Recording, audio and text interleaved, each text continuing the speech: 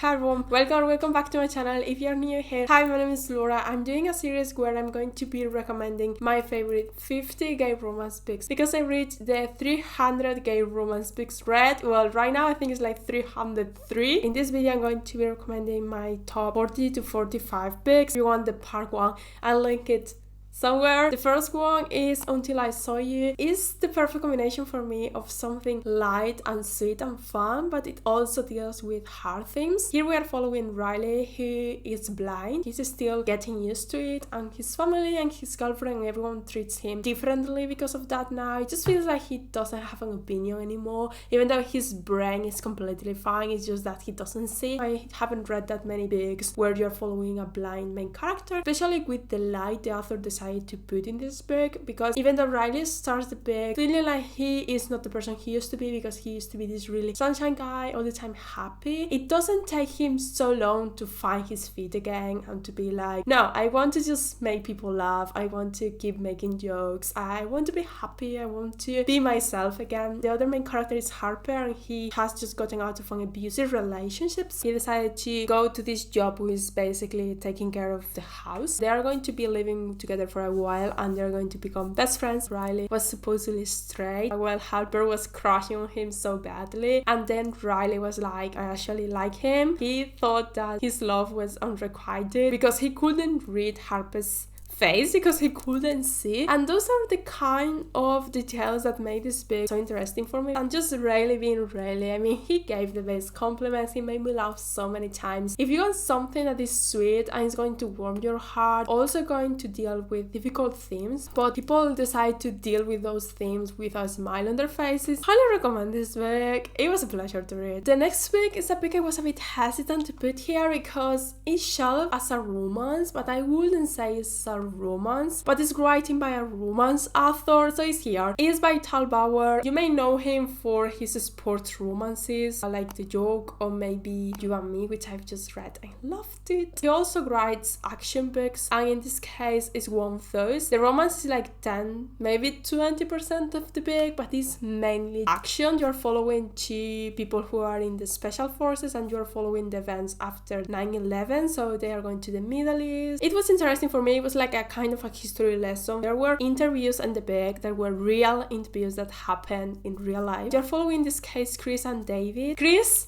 is one of my favorite characters of all time. He was so loud and so proud and so good at what he did, and I just loved following him, to be honest. I want to read another book by Tal Bauer where he is the secondary character. I think that book was published first and people love Chris so much that Tal Bauer was like, okay, I'll give you a romance about him. David is more quiet, he's more like there to support Chris, but there is a lot of the book that is about David because David is gay but he's also Muslim. He's the son of immigrants in USA, so he feels like he doesn't belong anywhere. Well, he belongs to Chris. They are so cute together. Please don't read the premise of this book. I read the premise before reading this book, so I was expecting that what I read in the blog will happen like in the first 100, maybe 200 pages, but no, it actually happens in the middle of the book, and even more than the middle of the book. Whisper is one of those books that I never know who is going to enjoy it because it's not a book I will have picked it up for myself. It's also one of those books that makes you go out of your comfort zone, but you end up loving them. I just learned so much with this book. It was so well done. It was one of those books you enjoy reading it. I was like, I'm reading a complete masterpiece. I think it was one of the best books I've read in my entire life. If you don't believe me, the average rating on Goodreads for this book is 4.67. The next book I'm going to be recommending is actually a series. It's called the Spectral Files, and the first book is P.S. I Spook You. I'm actually reading book 5 that has just been released. I was hoping to finish it before I started recording this, but I wasn't able to. The first book is a second chance romance between Danny and Rain. It's a thriller romance with paranormal elements because Rain is able to talk and see ghosts. That's going to make things interesting, especially because he's a cop, so those ghosts sometimes can help them investigate things or maybe just start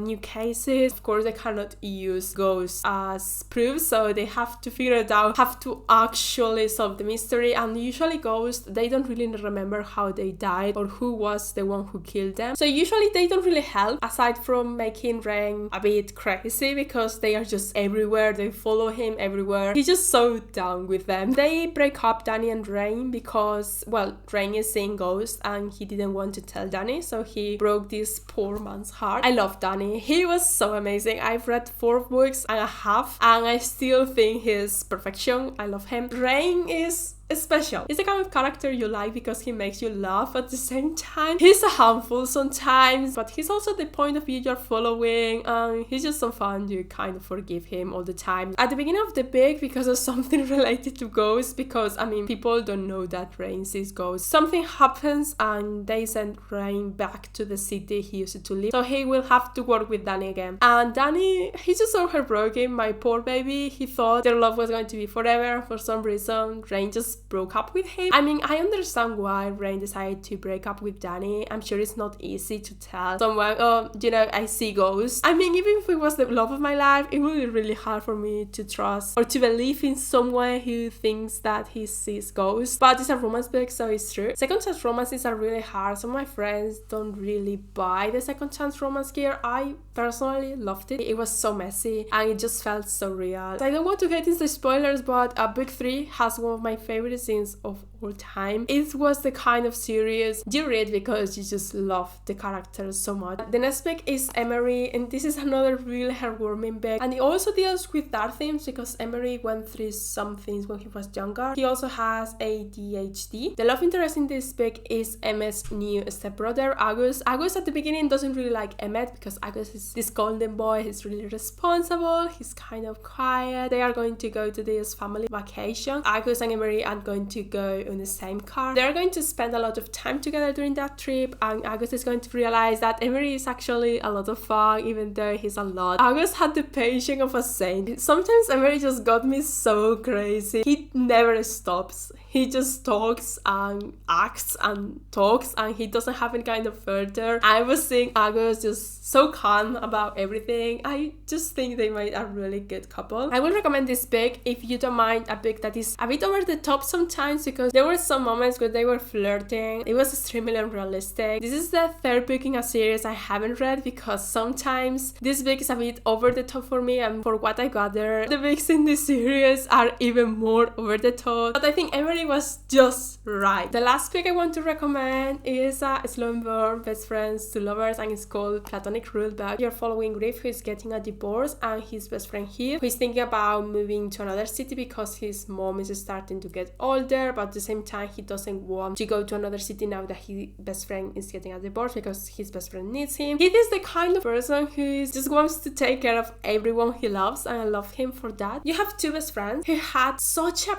beautiful relationship. For example, when Griffin was feeling anxious, Heath will come with flowers because flowers always relax his best friend. There were so many small things like that. They just warm my heart so much. At the beginning they are completely platonic. Neither of them has feelings for the other. That's the only thing I think it was a bit unrealistic, the fact that they started catching feelings at the same time. This is the kind of book where the most important thing is connecting with the character. The plot is basically non-existent, so if you don't care about them, you're just going to be so bored reading this book. As for me, I loved it. It had the intimacy, it had the slow burn. You could see how good they were together as best friends. You could see how they were slowly getting attracted to each other, and you could understand why it was so scary to try to act on those feelings. That was the last recommendation. If you like this, please give me a like. Helps my channel, makes me really happy. If you have any recommendations for me, as always, I will highly appreciate any of them. I try to keep up with them. Sometimes it's hard, but I read you a meme. I'm so proud of that because I love that book. Thank you so much for watching, and I'll see you soon in another video.